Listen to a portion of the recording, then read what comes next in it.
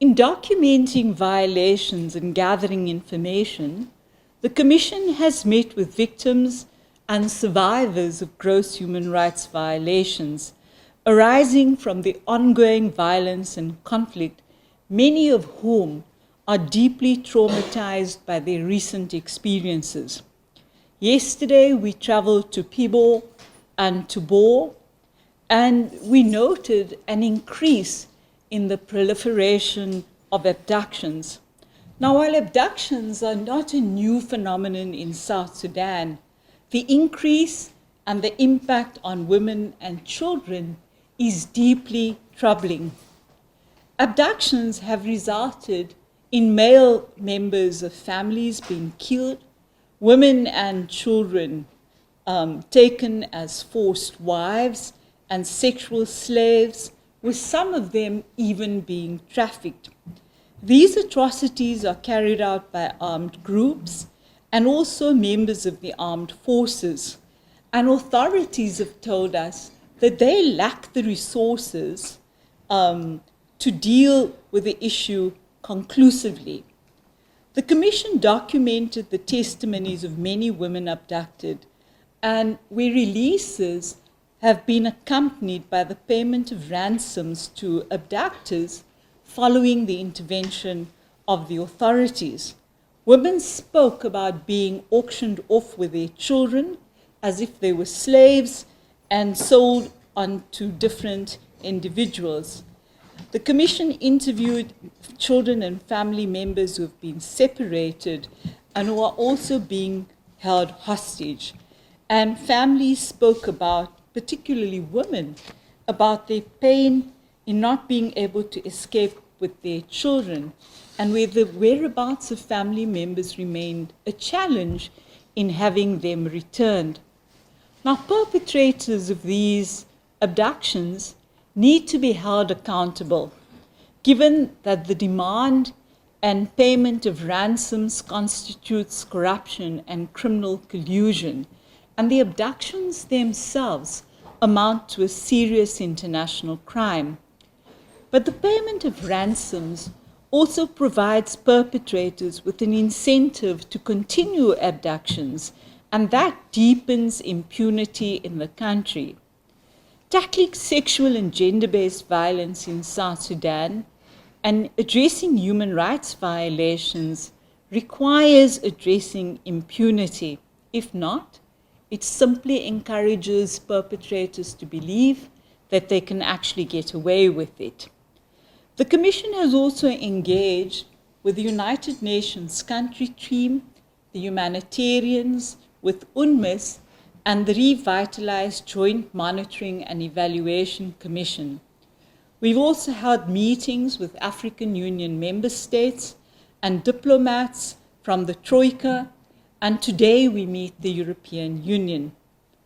The Commission met with members of South Sudan's diverse civil society, and we have raised with government the need to protect freedom of association and assembly and to provide civic space.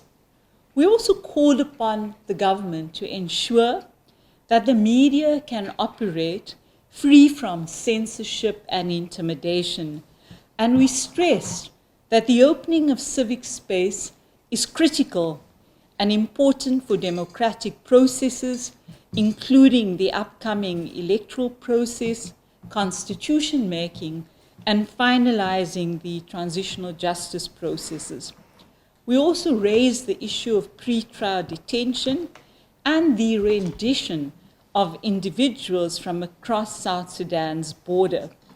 We believe that the government is obliged under its treaty law and domestic law to create a conducive environment for these processes, many of which remain outstanding.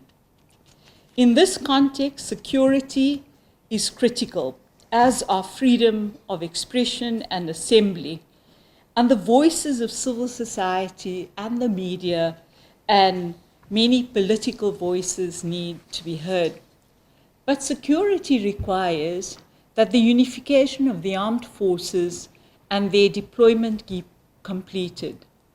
The government also has to establish an independent functioning justice system all over the country, which ensures that judges and prosecutors are present and accessible to local people.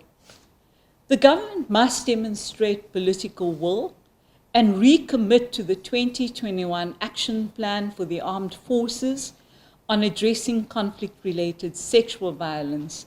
This expired 6 weeks ago. It must also abide by its treaty obligations, including the recently signed Maputo Protocol. And these processes must be supported by the necessary resources to ensure that implementation is effective.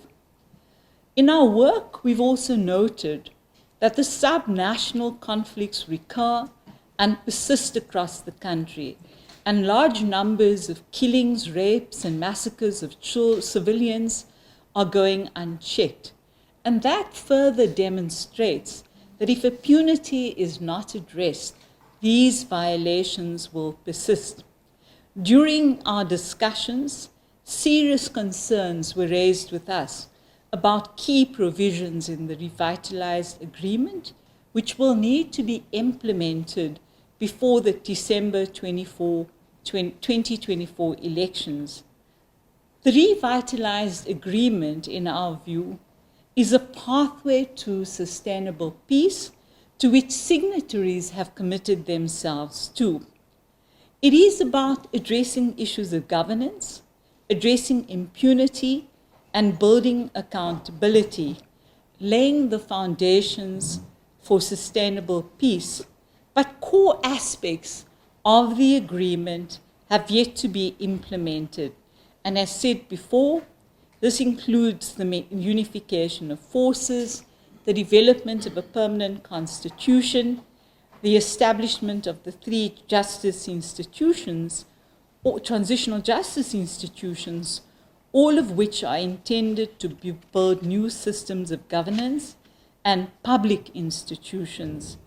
While the government has begun to deal with the Commission on Truth, Healing and Reconciliation, as well as the Compensation and Reparations Authority, with the bills now before the legislature, to be frank, nothing has been done regarding the establishment of the hybrid court, which is also a key pillar in building accountability.